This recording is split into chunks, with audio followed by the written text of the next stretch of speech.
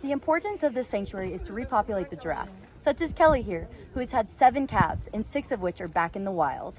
I am here outside of the Sigma Nu fraternity, the fraternity that is under investigation for recent hazing allegations. Now, we don't know exactly what happened on February 3rd, but we do know that they are also under investigation for alcohol and reckless endangerment violations. Back in 2007, this fraternity actually was kicked off of campus for 3 years due to an entirely separate hazing incident. And then again, in the fall of 2019, they were temporarily suspended for alcohol violations. And it will be sticking around. I am so excited. Today we have a high of 57, but really I'm personally feeling like it's in that 65 to 70 range. I mean, I'm wearing a tank top and a skirt. It's really, really nice out. So if I were you, I would grab your friends, grab your roommates, get down to the Coug. That's where I'm heading after class. Hundreds of WSU faculty members called for a complete leadership change at the school, including replacement of President Kirk Schultz. The WSU Board of Regents is responsible for the hiring of the president, and they released a statement last Friday in support of President Schultz and the rest of the board. Lauren McCluskey was born and raised in Pullman and transferred to the University of Utah, where she was a track star and was eventually murdered by her ex-boyfriend in 2018. Now, this event begins at 5 p.m. and it will start with speakers who are sharing their own stories of dating, violence, and stalking, as well as sharing Lauren's story and why it is so important to the community. I am here at the administration building where the Ham Scala will be taking place tonight at 7 p.m. for the 57th Lionel Hampton Jazz Music Festival. It will be featuring different student ensembles from across the country. Now, for the rest of the weekend, all of the main events will be held over at the ICCU Arena, starting tomorrow night with 3-time Latin Grammy nominee Jovino Santos Neto. We're going to have a high of 36 today. Weather app says it feels like 25, which really is what I feel like it feels like. It's pretty chilly outside. Wear a coat when you're heading to class. Same thing for tomorrow as well. It's only going to be up to 37 with a low of 21. So again, kind of the same vibe. Chilly, cold. We don't know for sure if it will be snowing, but just plan on it, honestly, with the Pullman weather we've been having. Well, last night was senior night for Cougar men's basketball, with Isaac Jones, Andre Yakimovsky, Ben Olsen, and AJ Rahosi being honored. The Cougs fell short to UW in their home Apple Cup game with a score of 68 to 74. If you ask someone their definition of what it means to be a Coug, you might hear words like proud, loyal, and family. Other people might just give you a name instead. Coug spirit, I would say, if you bring out the word women's basketball to someone in Pullman, they're going to be like, oh, I know Ula. Like, is she around? One of my first memories of Ula was when the women's basketball team beat UW, and she had the ball at the very end of the game and like threw it up in the crowds and was like big dubs down, like screaming into the crowd and stuff like that. And I think that just really, that moment like really personifies Ula, because it was just all passion and she just couldn't keep it inside. But she's just a really passionate person who loves being a Coug, has always loved being a Coug.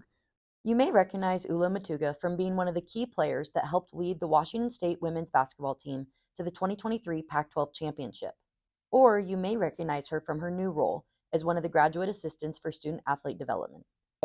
Part of me choosing this role and choosing this, position was purely based on how much I love my experience. I mean, I was very fortunate to go into a program and see the lowest of lows and eventually some really cool highs. And I loved my time here as a student athlete. So I really just want to hope that I can do that for everyone else, which has been a big goal of mine and something that I think we've been able to tick some boxes so far, which has been awesome.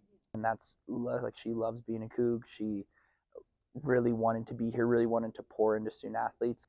And she's someone that wants that. And that was her on the basketball court too. She wasn't always the highest scorer, breaking all the records in terms of statistical categories, but she broke a lot of records for wins and led them to championships and things like that. And that's what we need as well, like people who are willing to just work hard and put others first. And I knew she would do that. Ula may be the blueprint for what it means to be a Coug, but where she's from and what she represents is a lot more than just the Coug logo. I've been very fortunate to represent Australia as well on the international stage, and it's more special being from where I'm from. Like I said, a very multicultural, lower to middle income area. Luckily, I was blessed with the ability to put a ball in a hoop sometimes and be able to pass it and dribble it sometimes. And that obviously has brought me here to Pullman, Washington, which is insane because no one travels like that back home. And so just being here and being able to represent obviously my family and my community, Logan, but also like my Polynesian culture is something that I'm especially proud of. Aside from her current position, from the start of Ula's time here in 2018, she has been able to graduate with a Bachelor of Arts in Sports Management with a minor of Communications, play 5 years on the women's basketball team, and work as a faculty advisor for the Asian American Pacific Islander Coug Student Athlete Association. Ula's accomplishments can be felt by not only her, but those around her. Graduating with a degree was huge for me, and then the opportunity to get my master's was something that I wasn't going to turn down, purely based on the example that it would set for kids who look like me or kids who sound like me who come from areas that I come from. Whether she's starting for our basketball team, the captain of our basketball team, or she's teaching a class, or she's out getting drinks, or she's just going to cheer on her friends, like whatever setting she's in, she's like a larger than life personality. She's so many different things. Like the question is, what can she do? It's like she's a teammate, she's a sixth court helper, she's a professor to younger ones, and she's a leader. And I just started crying. I was just like, thank you for staying and taking care of us. Like, I'm older than her a few months, and I feel like she's like a big sister to me. So Although Ula's time in Pullman is almost over, she will always be remembered as the ultimate Coug. I'm Josie Goodrich, Murrow, News 8. Go Cougs forever. This is Maurice, calling to a giraffe during feeding time at the Giraffe Center in Nairobi, Kenya. This center was created in 1979 by Jock and Betty Leslie Melville as they noticed the extinction of giraffes occurring. The reason why they started this center is because of the more killing of these giraffes, the Rothschild giraffes, endangered subspecies of giraffes. So they were brought here after they lost their main habitat in Western Kenya. So the main challenge is actually habitat loss. We have had people now trying to take their lands and leaving the giraffes without their homes.